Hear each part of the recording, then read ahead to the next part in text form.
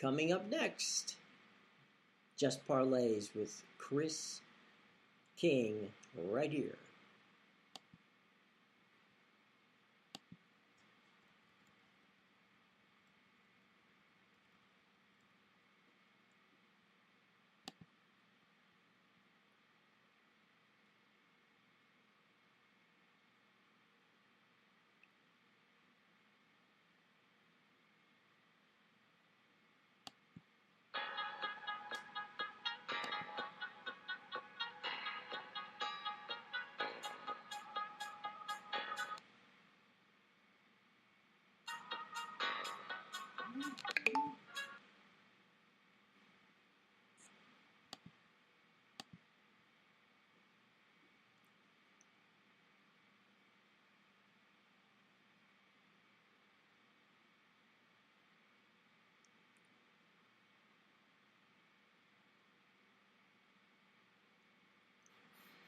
Hey everyone, Jim Williams along with Chris King. Are you ready for some madness?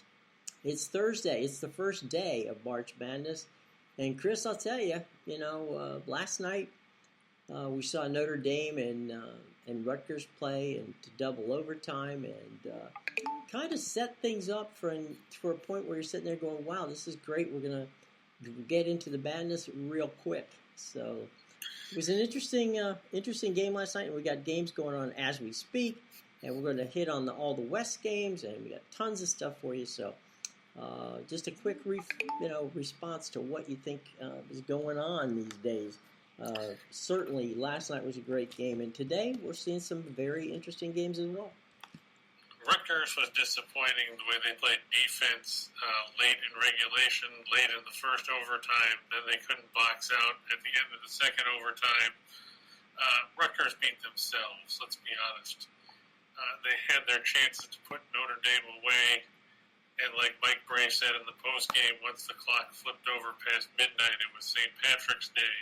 So, of course, Notre Dame was going to find the luck of the Irish to pull that game out. No word yet as to whether Mike Bray found any Irish whiskey on the plane to San Diego, but you have to wonder what Notre Dame has left in the tank now. After playing in Dayton, they had to fly 2,000 miles to go to San Diego. Mm-hmm. We talked about yesterday how they only have a 7-man rotation.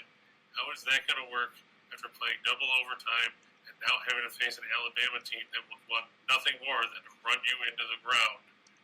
Well, my guess is, able to hold up? Yeah, my guess is that Notre Dame is not going to be able to play the kind of defense it's going to take to play a team as hard and as fast as Alabama. Alabama is not only fast, they're also physical, and they're also athletic. So true. Those are all three things you do not want to see if you're only got 7 guys who can play, and you just flew. It's the other thing besides the distance, which is in and to itself that's a 4-hour flight, is the fact that you basically get into your hotel room. It's early in the morning, and now you've got a 3-hour time difference that you didn't have. So your body clock is on East Coast time. You're on the West Coast. You got 1 day to recoup and get ready. And, so they're not going to practice today. So, I hope not. No. But you look at the number of minutes that those guys logged in yesterday's game, and you have to wonder: does Mike Bray wish he had more players? Because obviously, like we said, Alabama's going to run, and there's no way you're going to take it away from them. But Notre Dame had 3 guys play more than 42 minutes yesterday, and 3 of the other 4 guys played at least 34 minutes. So now you're going to face an Alabama team that's rested. And like I said, if there's one thing Nate Oates will do, it is run you into the ground. Mm-hmm. I watched them do it at Buffalo. They're 13th in the country in tempo. That's a big difference from what you see from Notre Dame, who comes in a robust 256th in that category this season. It's going to be tough for the Fire Irish. If they can't find their legs early, they're going to be run right out of the gym. That's true. Before we get started, let's on what's going on in the West, which is where we are going to be talking today. Let's talk about our buddies at BetMGM. Now, Here's the deal. BetMGM will give new customers a risk-free bet on your first sports wager up to $1,000. Only new players are eligible for this bonus, and you must claim it within 7 days of signing up. Now, once you get that app, right, what BetMGM is going to do is you're going to have the opportunity to, hang on, there it is, give customers a risk-free bet within 7 days of signing up. Now, what happens next is that they will match your bet, as I try to get this stuff out of the way. Sorry. Okay, they're going to match your bet once you make your deposit of $10 all the way up to $1,000. So you put $10 in, you bet $10, they'll match it. And so that's the deal. BetMGM, all the information is in the show box below. You must be 21 years of age to participate. And, of course, as we always say, please bet responsibly. Okay?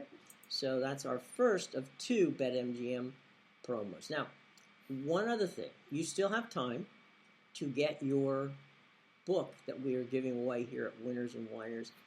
And, of course, the Max Wagers Network and all buddies at Picks and Parlays. Okay? So, in the show box below, you're going to see an opportunity to get the book. All you have to do is click on it. It's free. It'll come right to you. Chris has got one. I've got one. They're really cool books.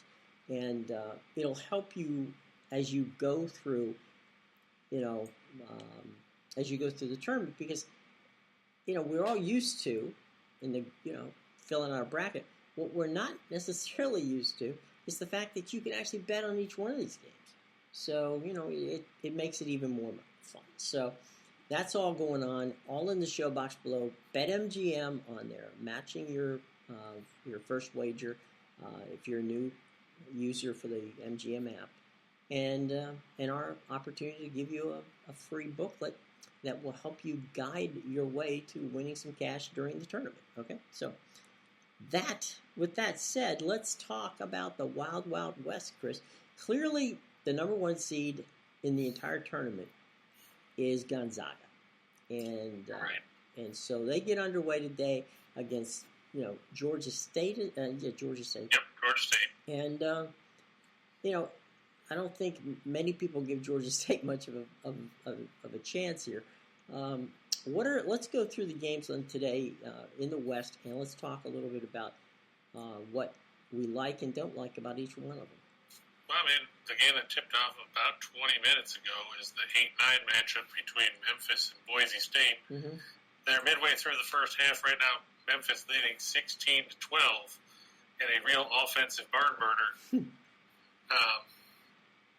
Let's face it, both Boise State, that's typical for them. They don't like to put up a ton of points. They're not a big offensive team by any stretch of the imagination. So far, they're 4 of 13 from the floor. Tyson Degenhart has 6. He's 2 of 3 from 3. He's going to have a big game, and so is Abu Kaigab, who's missed all 3 of his shots from the field so far for Boise State. And Marcus Shaver's 0 for 2. Meanwhile, DeAndre Williams is a big key for Memphis. So is Jalen Duren. Those 2 guys are going to have to get it done. The way I see it is Boise State, if it's a close game, Boise State's going to kill themselves either way because they're terrible at the free throw line. We talked about it before. Mm-hmm. They only shoot 64.9% at the stripe. And it's going to be a clash of styles because Memphis likes to run. They average 70.3 possessions a game. That's 34th in the country. Boise State is 307th at 64.6.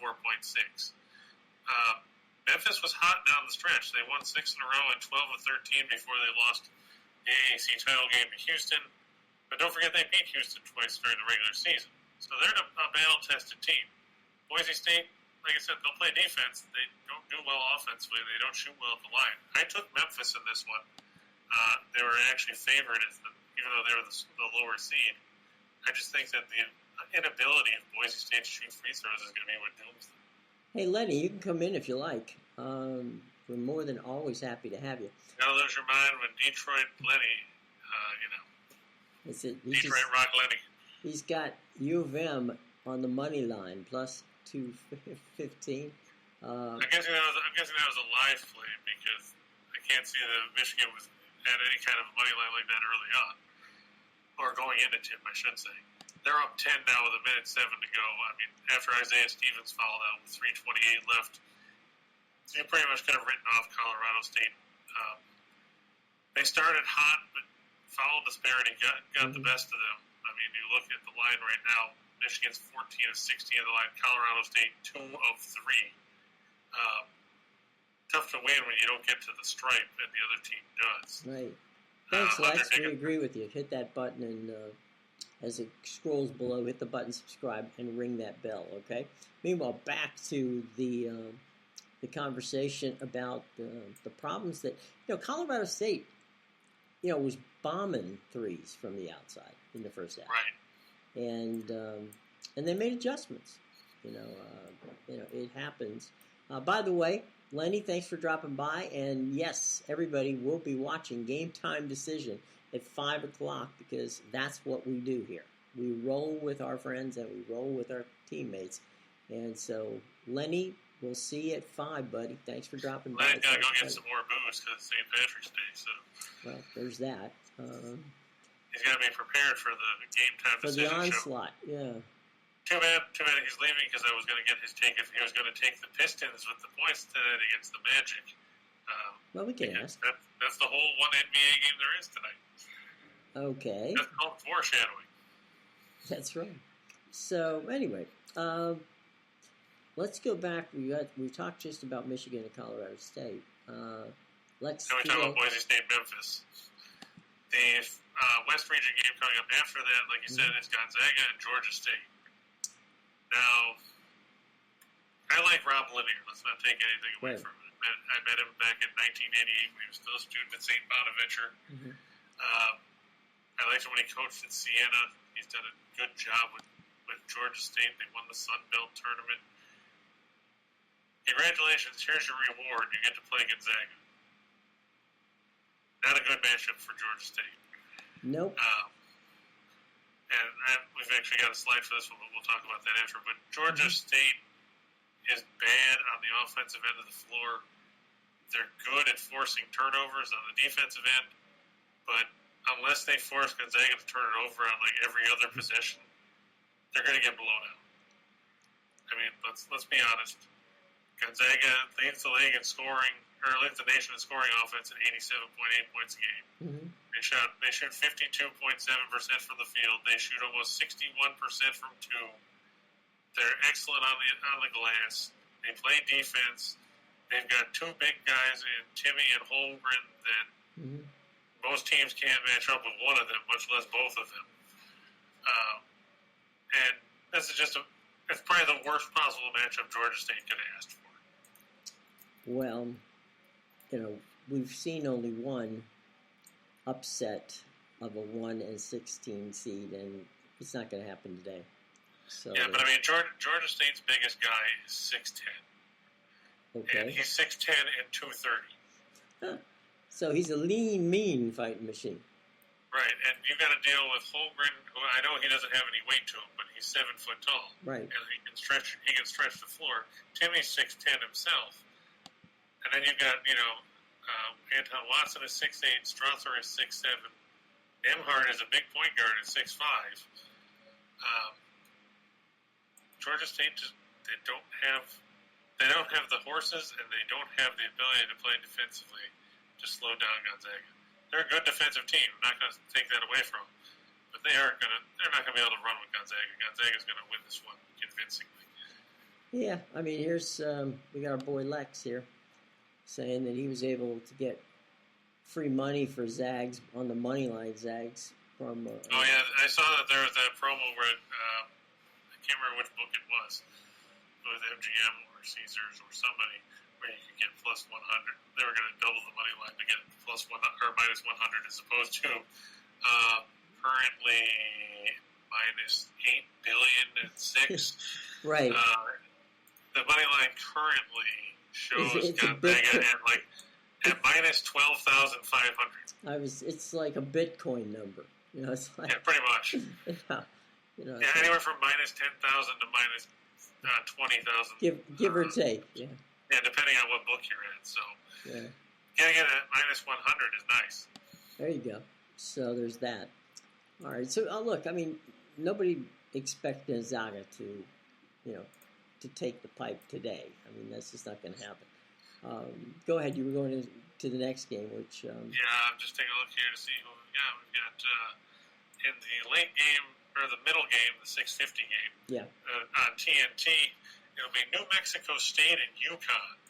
Now, don't get me wrong. This is a 5-12 matchup, but don't underestimate New Mexico State. They're not a pushover team. They won the Western Athletic. Chris Jans has had this team in the tournament year after year. They finished 26-6. They beat Davidson, who's in the tournament. Mm-hmm.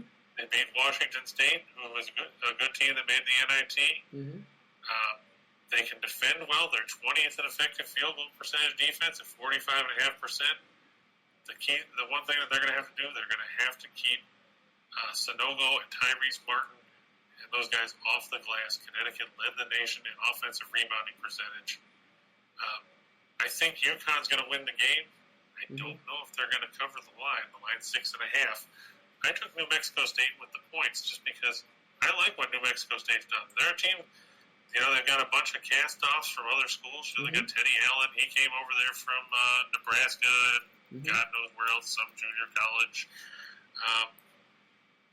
They've got Jabari Rice. They've got some players that, they're not household names, but they're guys that contribute. They got Donnie Tillman, who started his career in Utah. They're not going to be a pushover. And UConn can't underestimate it. We see a lot of upsets every year where a 12 beats a 5. It might not happen here, but I'm not banking on UConn to run away with it either. In the tournament thus far, from the time it established itself to be on 32 teams, the 12-5 has been the single biggest upset line in the tournament. I think it's somewhere in the neighborhood of 36 or 37% of the time that at least one of those matchups ends up with the 12 winning. So, as you say, New Mexico State has been a lot of fun to watch, and they fly under the radar out there in the WAC. But they're not going to be flying under the radar today, so we'll see how that plays. Right. Go ahead. And then the late game in the West. Mm-hmm. I love how it's the West region, but it's coming in live from the KeyBank Center in Buffalo. Right. It's Western New York. Yes. Yeah, it's Arkansas, the 4 seed, taking on our good buddies from the American East, who's done, if you've watched the show at all over the last few months, has done us a lot of favors outside of Hartford. 13th seeded Vermont Catamounts. Vermont's probably underseeded here. I mean, let's face it, Vermont has obliterated a lot of teams. They obliterated UMBC in the American East title game, winning by 39 points after they beat Binghamton by 32 and the New Jersey Institute of Technology by 39 in the tournament. Mm-hmm. They come in with 8 straight wins. They've won 22 of their last 23 games. Arkansas, what can we say about Arkansas? Eric Musselman, he's a good coach. Mm-hmm. But we've watched them put up good performances sometimes when it matters.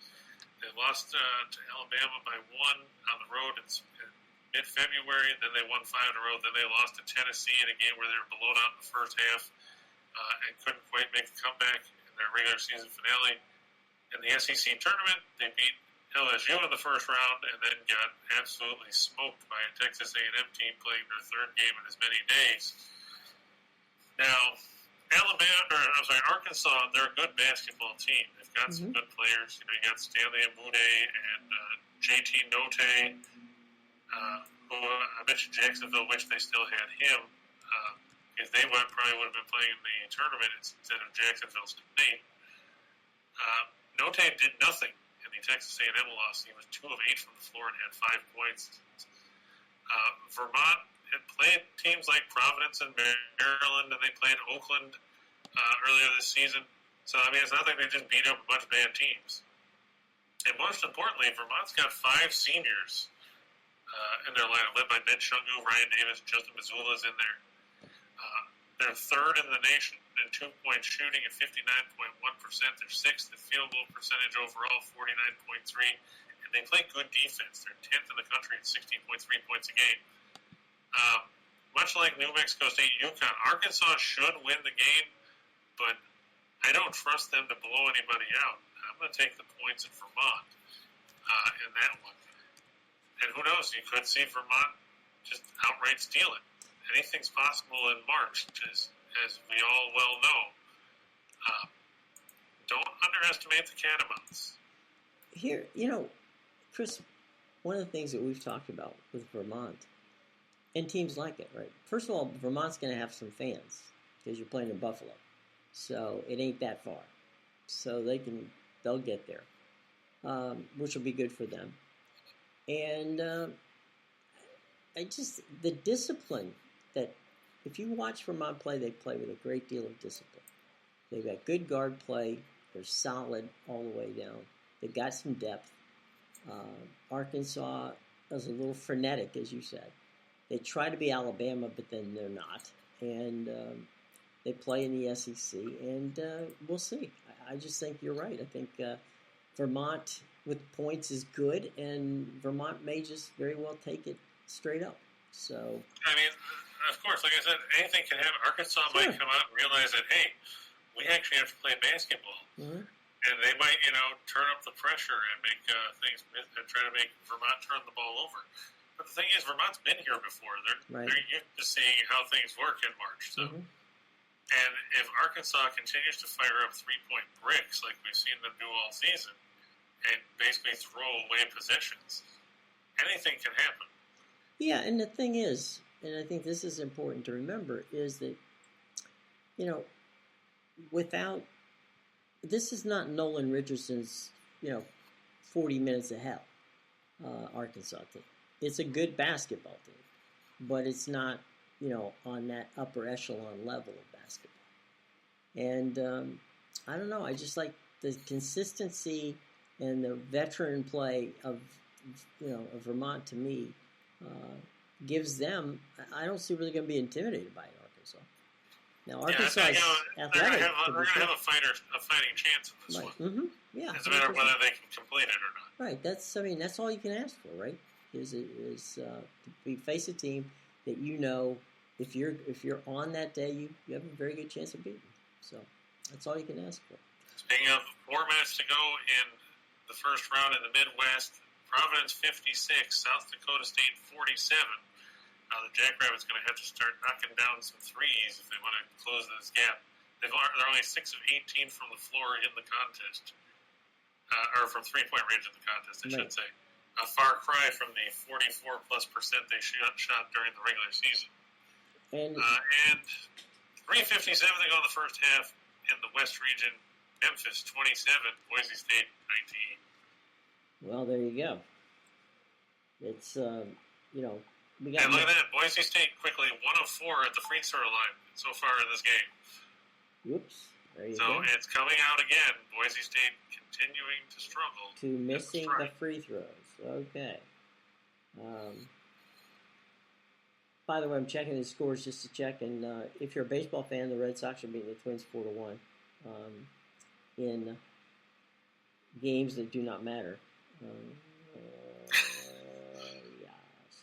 Baylor's beating Norfolk State 22-10. Right.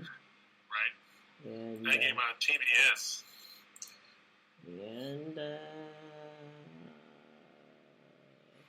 And we already established that Michigan has won. So Michigan advances. Yeah, just disappointing that Colorado State kind of came unglued in the second half. I think they got overconfident when they were up 15. Mm-hmm. They let Michigan get inside, and of course, like I said, free throw disparity was a big difference. Michigan finished 19 of 22. Colorado State finished 5 of 7. They also had David Roddy foul out down the stretch, as did Isaiah Stevens. And when you lose your 2 best players due to foul trouble, it kind of makes it that much more difficult to win a basketball game. 100%. You can't just do it with,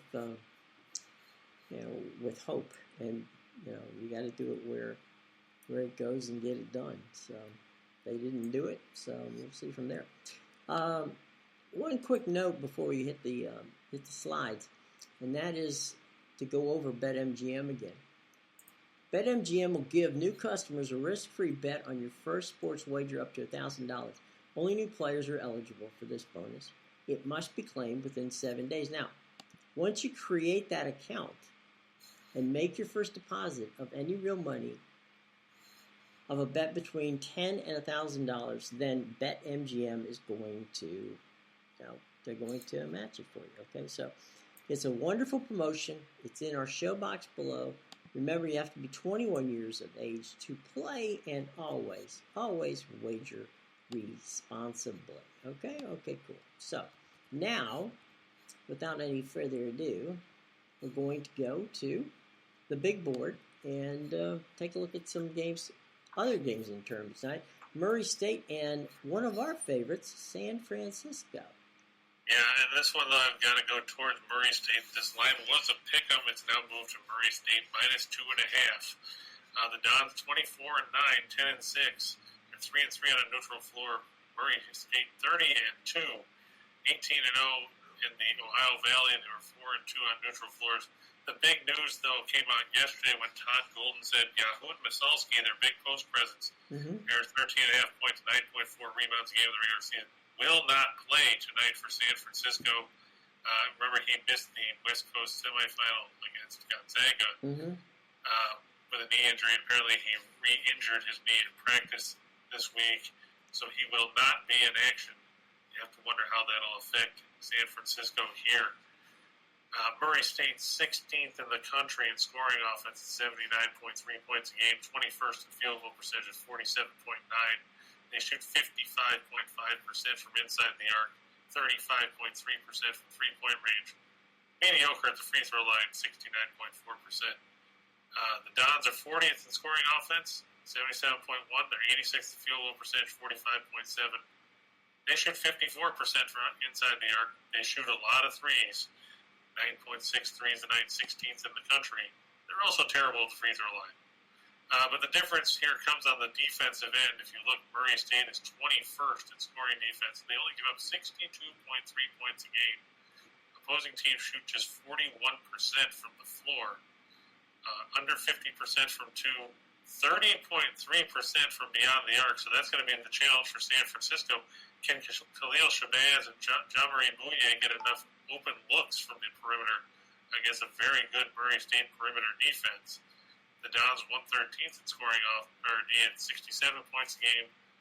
Opposing teams shoot 42.4%, 48.1 from inside the arc, just 29.4% from three-point range, which is very impressive. But when you get down to it, Murray State's good on both ends of the floor, and that's something that's definitely going to work in their favor. They're 8-2-1 in their last 11 after an ATS loss. They're 4-1 in their last 5 against teams with a winning percentage above 600. The Dons just 3-14 against the spread after an ATS win. I'm going to take Murray State minus a couple of points because the Dons without Masalski are going to have trouble. Yeah. What's interesting to me about this game is that you don't normally see in the first round of the tournament 2 mid-majors paired against each other. That's Usually you get, San Francisco would end up with an ACC or an SEC or, even a Pac-12 team, something like that. And Murray State, you would think, definitely an ACC or an SEC type situation. But we get 2 very talented, very well put together mid-major teams that we've liked all season long facing off in the tournament. And in one way, it's a good thing to see. In another way, that means one good mid-major is going to leave, and that's the sad part of it. All right, so for Murray State and San Francisco, I know you got loaded up. The next one on the list, and that is somebody we talked about earlier. Yep, and this just breaks down why things don't look all that great for Georgia State. Like I said, they're 193rd in scoring offense, 70.6 points a game. But look at those field goal percentage numbers. 337th in field goal percentage at 40.3%.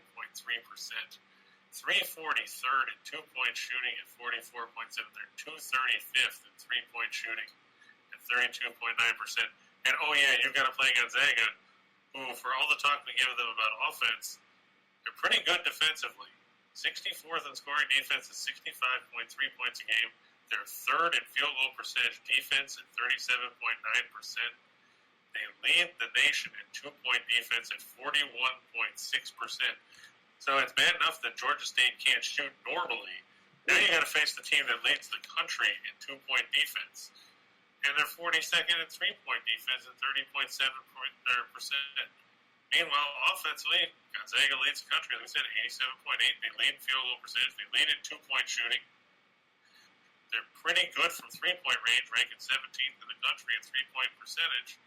They're 130th at the free throw line, and they're third in the country in rebounding. Let's say these numbers don't look good, Georgia. And yet the Panthers are good defensively. Like I said, they're 4th in scoring defense, 65th in field goal percentage defense, 13th against the two, 43.8%. But they do get lit up from the outside. 338 3-point field goal percentage defense at 37%. But the way Gonzaga can beat you inside with Timmy and outside with Holmgren, who can also beat you inside, and then you've got those shooters, Bolton and all those guys. It's absolutely terrible for Georgia State. It's like that. It's like Harry open up a gift. Bird found out that it was a gag gift. Like Harry, you get to go to the tournament. You get like I think it was. Yeah, it's a good bad news. Yeah. Yeah, you get a brand new used toaster on the way out. Yeah. And no maple syrup. Yeah. Georgia State won 5 last as an underdog, won 4 against spread in their last 5 NCAA Tournament games as an underdog. Much as I like Georgia State, they're not winning here. You know, I know it's a cliche to say it, but I'll say it anyway.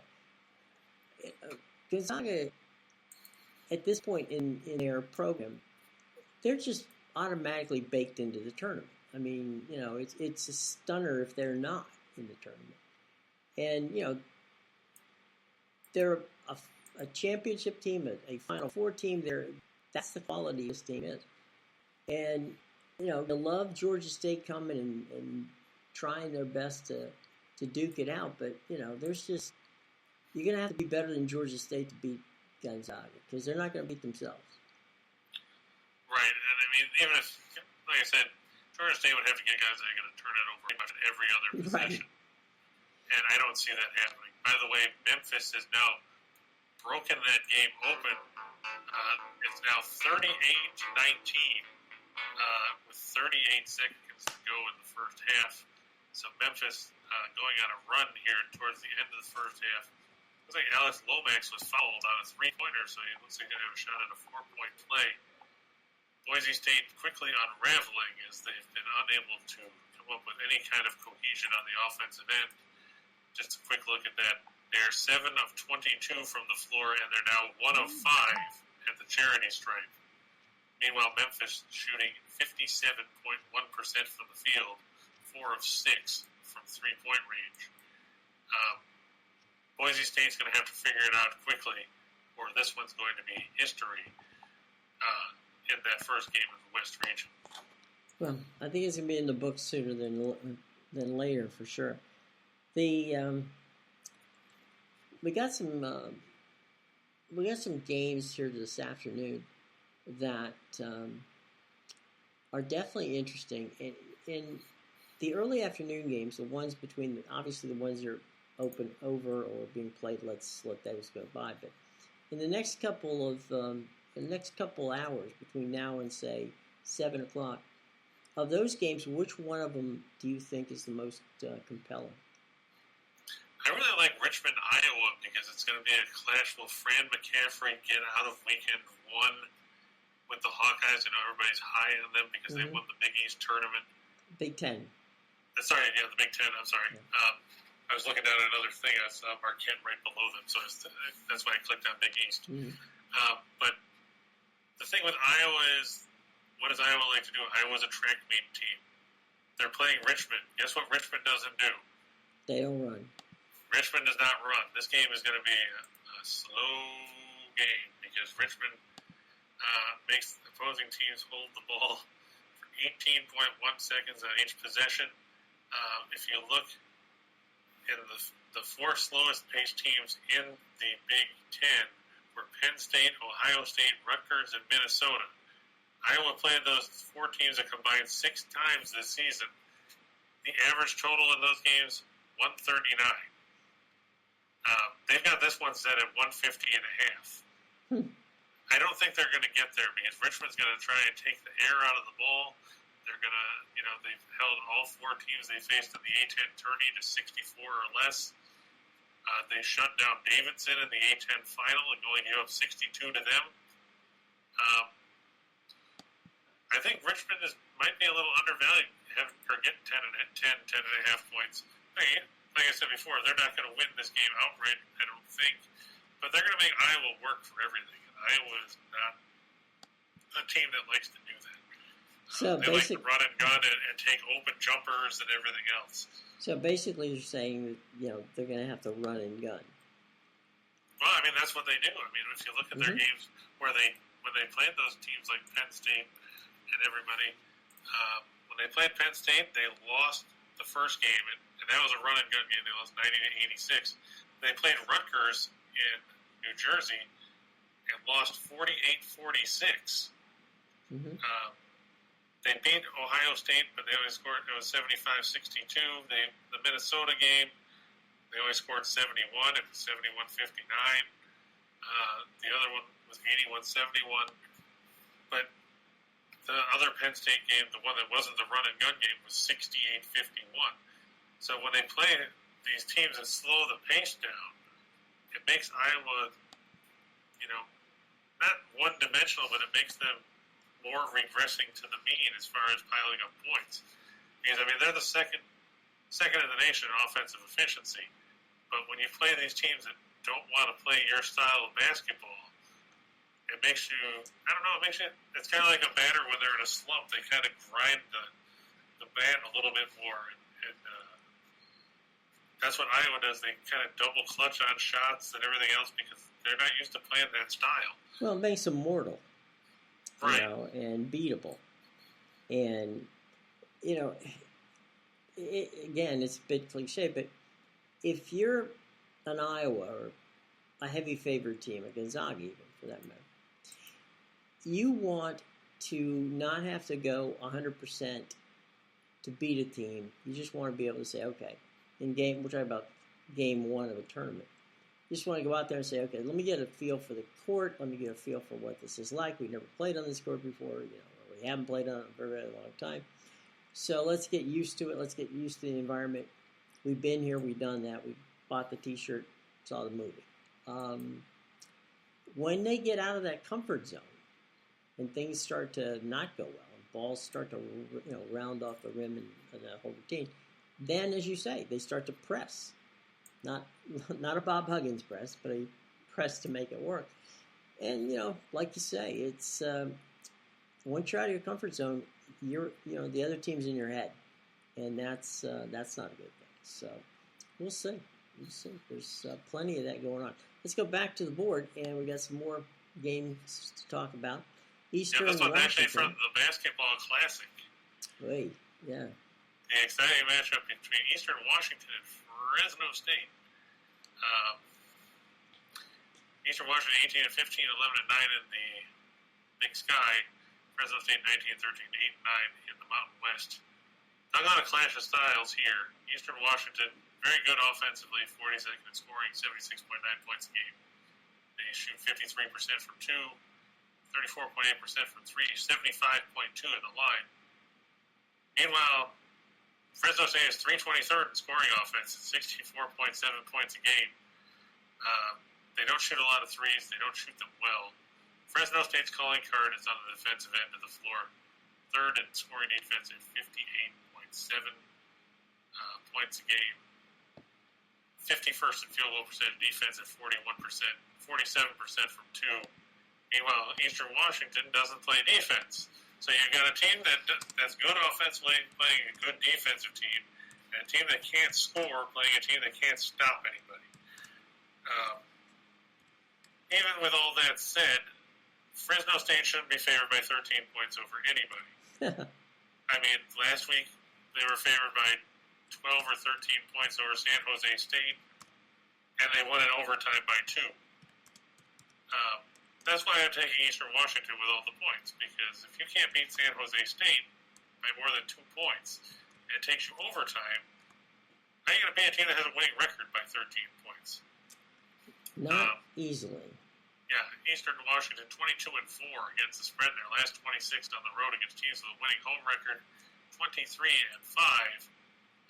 in their last 28 on the road against teams with a home winning percentage greater than 600.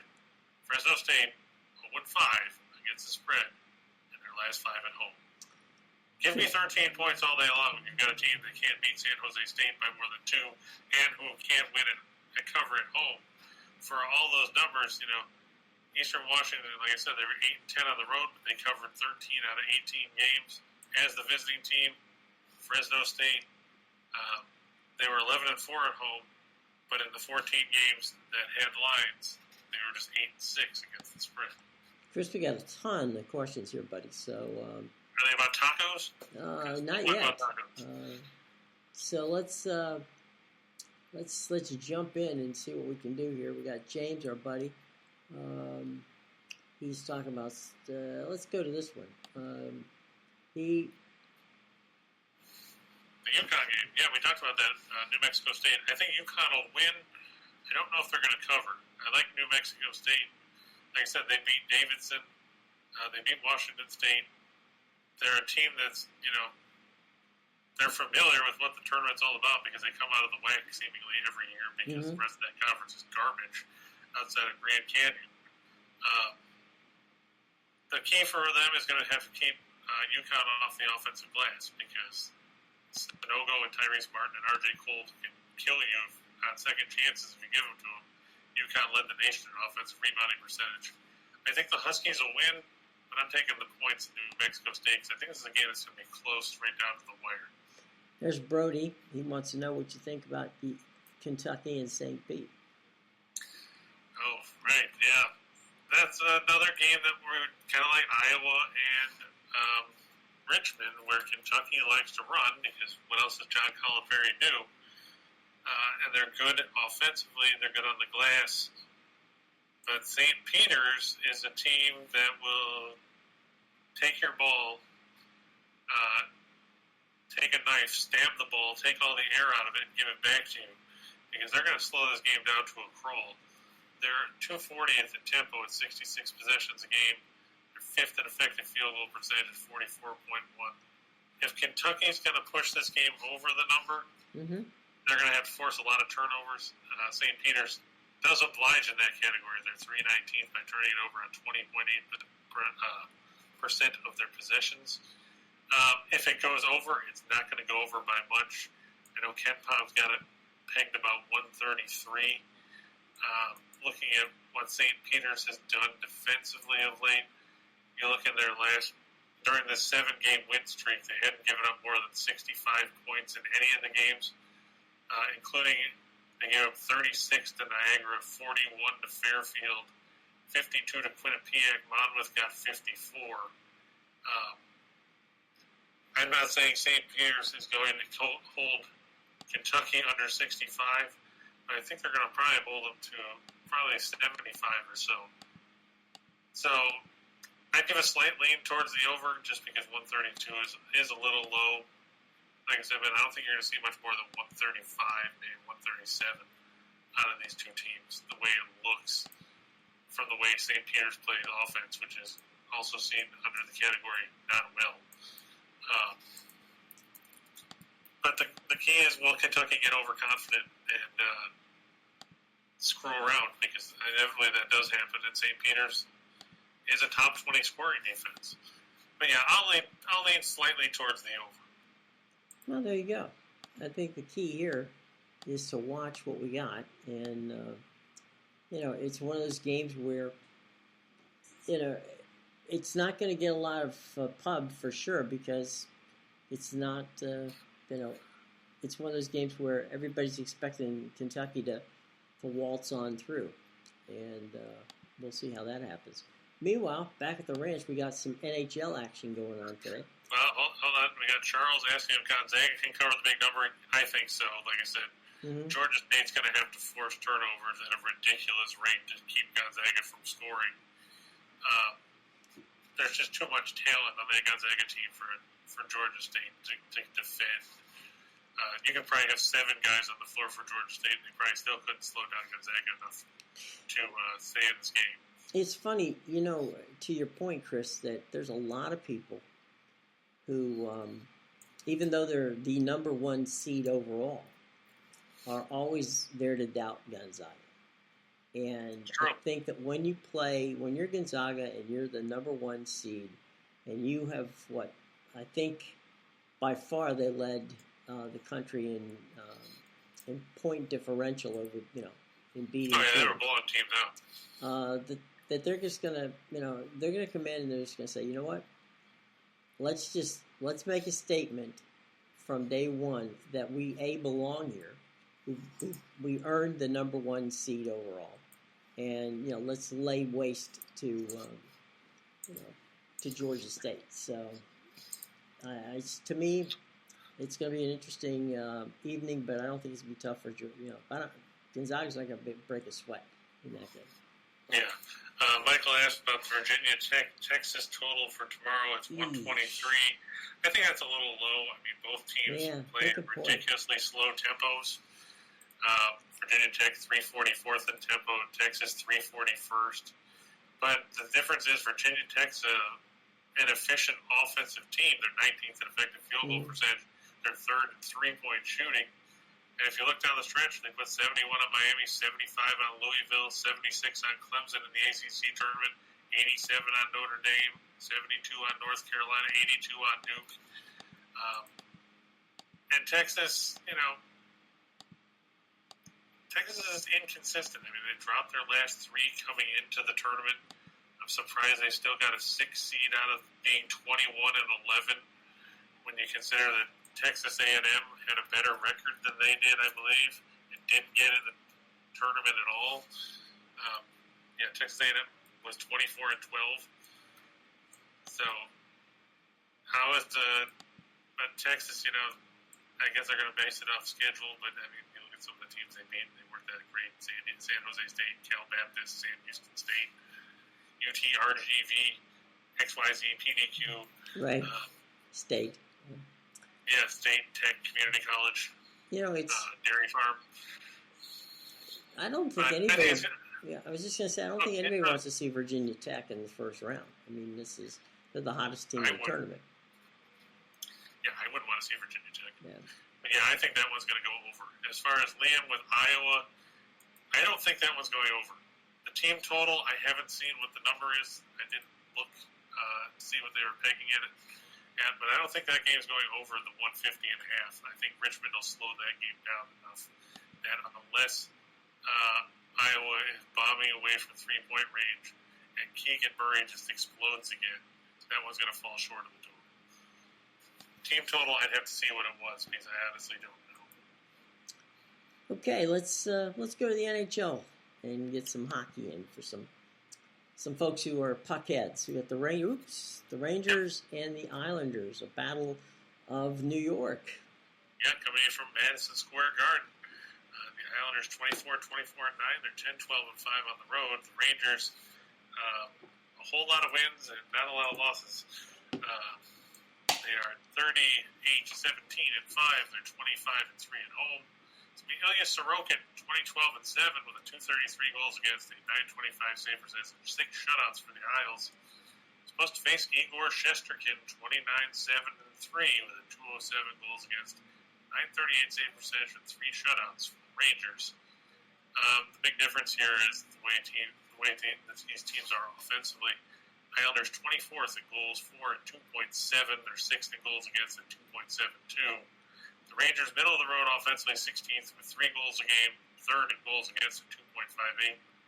The Rangers 40-12. Their last 52 was a favorite, 20-6, and their last 26 at home. And those last 3 numbers are very damning if you're an Islanders fan like your buddy John. They're 5-22 in their last 27 as an underdog. They're 4-22 in their last 26 against teams with a winning record, and they're 2-12.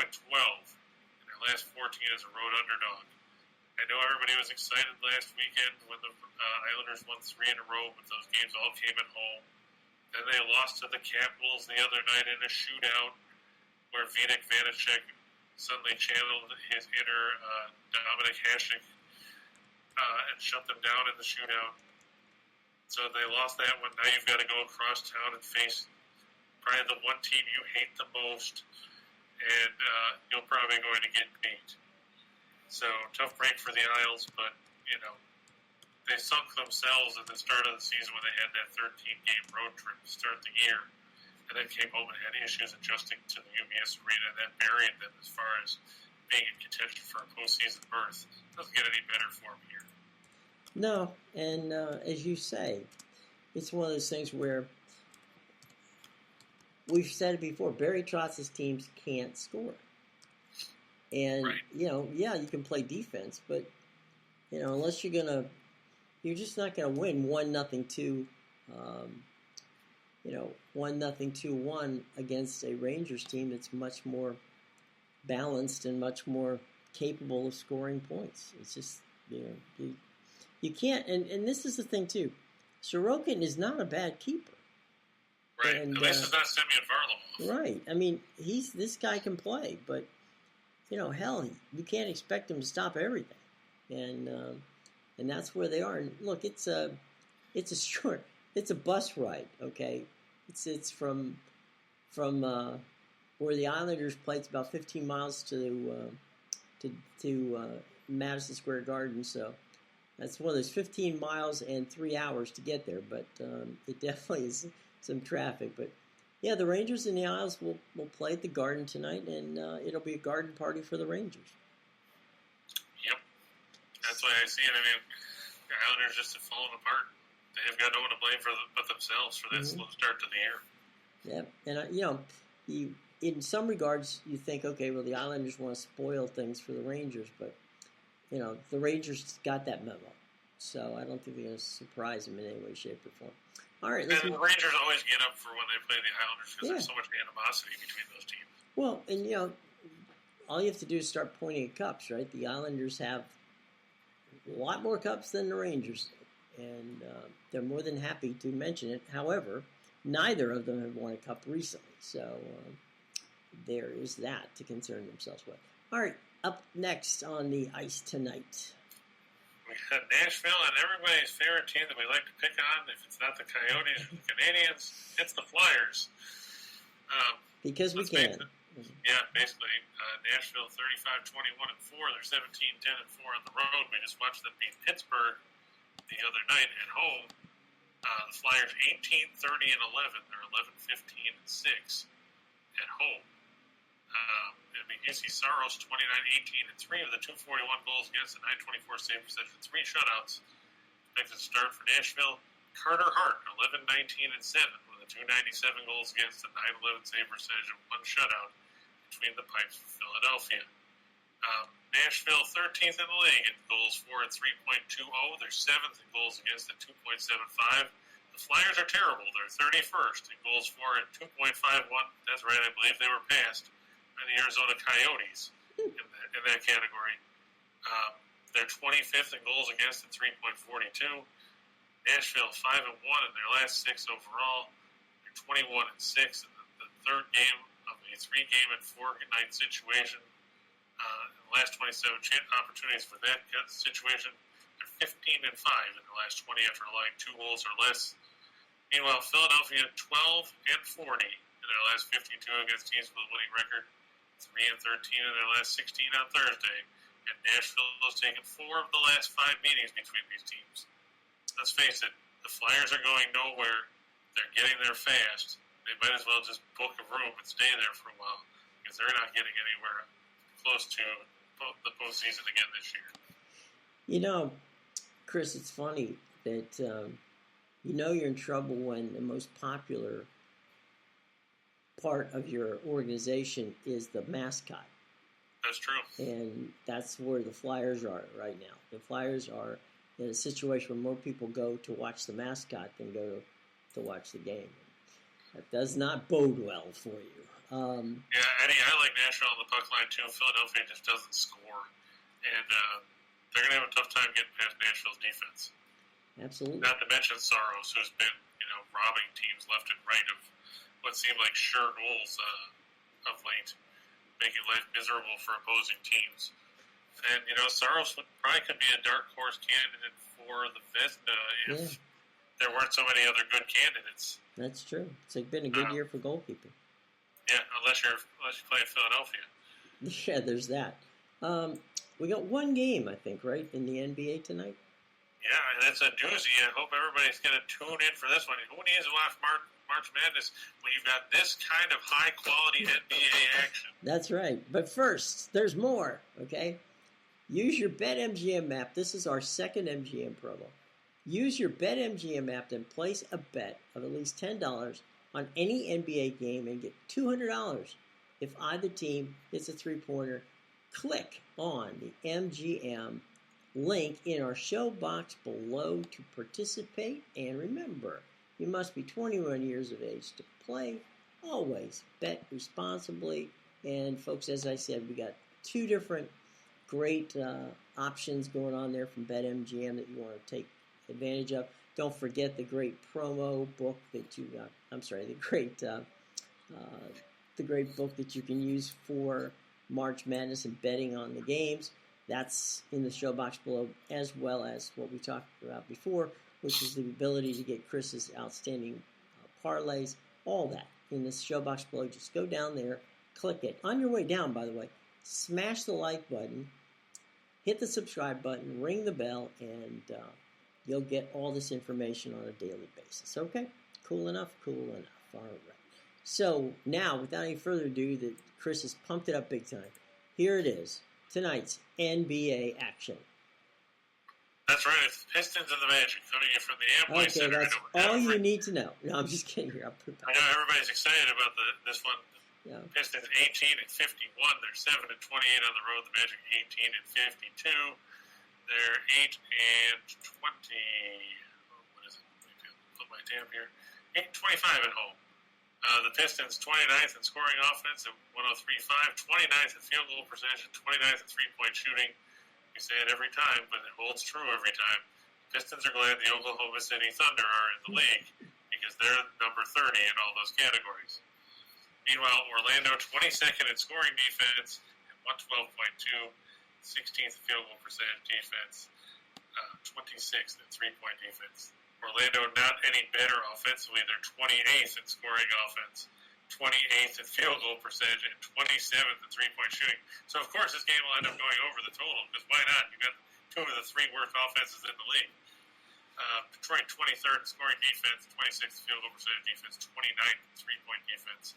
I'm taking the points of the Pistons here. If you look, Pistons 6-0 against the spread in their last 6 as a road underdog, 6-0 against the spread in their last 6 on the road.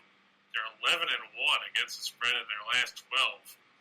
That includes a cover the other night against Miami, where we said to take Detroit at the points. I like this line a lot better when it's 4.5, but they're still getting points, so that's a plus. Orlando 7-18-1 against the spread in their last 26 home games against teams with a road winning percentage below 400. And the Pistons have gone 7-3 against the spread in the last 10. Well, Orlando being the great hosts that they are, they just want you to come to Orlando and have fun. And so tonight, so tonight the Pistons will come, they'll have fun. They'll wander over by Disney World, or Universal, and enjoy themselves. What about the free cleaning supplies? Yeah, exactly, at the Amway Center. There's that to look forward to. We've talked a lot about the college games. We've talked a lot about the NBA game and the NHL. Let's go for two for the money. Alrighty. Ryan, we talked about Murray State earlier in the show. I like the Racers, especially with Masalski and Niski for San Francisco. North Carolina Marquette, game's going to be one of those games where they go up and down the floor because if you look, North Carolina 39th in tempo, Marquette is 26th. There'll be a chance for Shaka Smart to try and show that, he can still coach after he left Texas to go to Marquette. The problem with Marquette is, they stumbled down the stretch. They lost 6 of their last 10. They lost to Creighton in the first round of the Big East tournament. I know North Carolina had their issues. They lost to Virginia Tech, but Virginia Tech was a good team. As we saw, they ran through the ACC tournament. I'm going to lean towards the Tar Heels there. I just hope the line doesn't bunch up a whole bunch more. The one issue that North Carolina has is they don't force a lot of turnovers on the defensive end, so they're going to have to make Marquette miss shots. It'll be an interesting matchup because you've got two first-year coaches there with Hubert Davis and Smart. It's his first year at Marquette. It's not his first year as a coach, but the question is, this is not the Marquette team that you're used to seeing. They're led by Daryl Morcell, who transferred from Maryland, and Justin Lewis. I think I'm looking for a big game from Armando Bacon from North Carolina to help them get the win in that contest. A couple quick scores for you. They're blowouts at the moment. Yeah. The couple quick scores. Memphis is up on Boise State, 40-23. Baylor is running away. They're up 43-27. We know Michigan beat Colorado State a little earlier, 75-63. Also, Providence got their win, 66-57, and Tennessee's up by a bucket, 9-7 early in that game. Yeah, just a tough night for South Dakota State. I mean, they only took 23 threes. They hit 7. That's not really their style. They like to shoot a lot more threes than that, so I'm surprised that they didn't go to their strong suit. And give Providence credit, they handcuffed Douglas Wilson. He was only 6 of 14 from the floor, finished with 13 points. Him going against Nate Watson was going to be a big battle in the post. He outdueled Watson, but the problem was, Providence, got a few more buckets and, got to the line a little bit more. And that was pretty much the difference of the game, that cold three-point shooting. Your next 3 games, real quick, on True TV is going to be Iowa and Richmond. Over on TNT at 4:15, you've got Gonzaga, as we said, coming up on that one. And then what you just spoke about at 4:30 over on TBS, it's the University of North Carolina against Marquette. So those are the games that are coming up, and we try to keep you up to date as we can. And so let's go from here to 4 for the show. All right. We're going to talk about none other than, I'm going to go with St. Mary's there today. You go. Over Indiana. I know Indiana beat Wyoming the other day. I know that St. Mary's doesn't necessarily have a post presence that's going to try and slow down Trace Jackson Davis. My question is, what does Indiana have left after that physical contest, and then they had to go and fly across the country for this game? I think that Indiana, Matthias Tass is going to have a big game for St. Mary's. He's their post guy. He's 6'10". He's a senior. He's been here before. Tommy Cuse is going to have a big game at the point for St. Mary's. But Indiana, they're going to have to learn that if they're going to win games right now, the ball needs to go through Jackson Davis instead of just jacking up threes for no freaking reason other than, oh, look, it's a 3. Because that's what they tried to do against Wyoming on multiple possessions. And I know our buddy Pete Medhurst was apoplectic, wondering why they were shooting the ball out there without Jackson Davis touching the ball. Because if you look, in that game against Wyoming, Jackson Davis had 29 points. The rest of the team scored 37. And they were 2 of 13 from 3. So why were you trying to shoot those? It obviously wasn't working for you. But St. Mary's is an excellent defensive team. Randy Bennett has done a great job shutting down teams. They beat Gonzaga. They held Gonzaga to 57 points in late February. So they held BYU to 64. They held San Francisco to 64. These are all good teams. We're not talking about, like we said, Pennsylvania A&I Tech State Community College U. So I think that, the combination of Indiana having played that game and having to travel and dealing with St. Mary's defense, if Jackson Davis struggles or is in foul trouble, Indiana is going to be in trouble. I'm going to go with St. Mary's. Same token, I'm going to take San Diego State over Creighton. The Aztecs are an absolutely brutal team that you don't want to deal with on the defensive end of the floor. That started with Steve Fisher. It's carried over under Brian Dutcher. The Aztecs will make you work for everything you get. You probably still won't like the way the end result is. I mean, the Aztecs are just suffocating on the defensive end of the floor. It kind of makes Tony Bennett's pack line defense look, like Paul Westhead's defense. The Aztecs are second in the country. They only go up 57.7 points a game. Opposing teams shoot just 38.2% against them. I have to think that the Aztecs can get the win. And then on the ice, Edmonton over Buffalo. Craig Anderson already got his 300th career win. The Sabres have nothing to play for. There's no animosity with the Oilers. They have to go to Edmonton.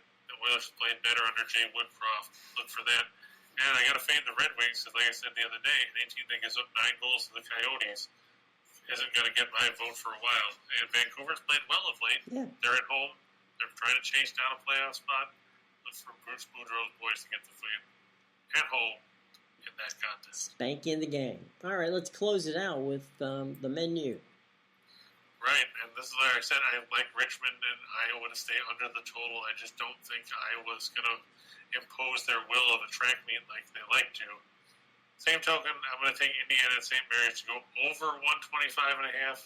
It's not going to be by much, but I think that St. Mary's, they're efficient offensively. Indiana's going to get their buckets inside. I think it's going to end up probably around 130, maybe 132. But hey, it could be 126 and be over the number. That's all you need to know. New Mexico State, like I said earlier, I'm going to take with the points over UConn. I think UConn wins the game, but I think New Mexico State should hang around and keep it close. Same token, UCLA, they're going to win this game. I don't think Akron's going to pull it out.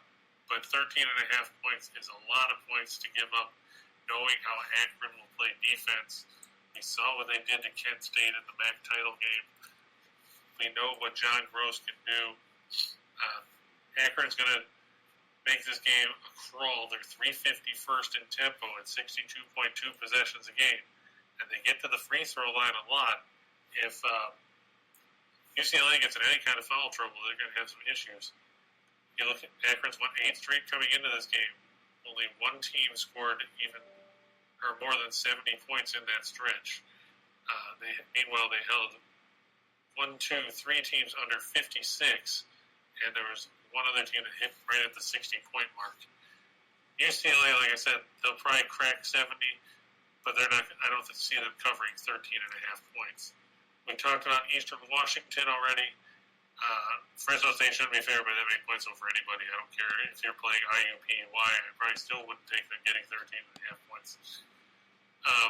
Detroit over Orlando, we talked about. I'm going to take Florida on the road. This line was a whole lot better last night when it was minus 130 as opposed to minus 180. Apparently, people saw that and said, "Oh, look, Vegas is playing, and they're playing like crap. Let's bet against them." And that drove the lineup. Sergei Bobrovsky expected to start for the Panthers. He missed the game the other night with an illness. He's projected to start tonight against Laurent Brossoit. I'm going to go with the Caps on the Blue Jackets over 6.5. These teams like to score goals when they face each other for some reason. Eunice Corpusalo expected to start for Columbus. They're playing the second game back-to-back. They beat Ottawa yesterday. I'm going to take Dallas over Montreal because why not? It's Montreal. Right. And, I get they played better under Martin St. Louis, but Dallas needs this win to stay in contention in the playoffs. And finally, we've got who did we put at the end? That's right. San Jose and the Kings. I look to stay under 5.5. This has 3-2 written all over it.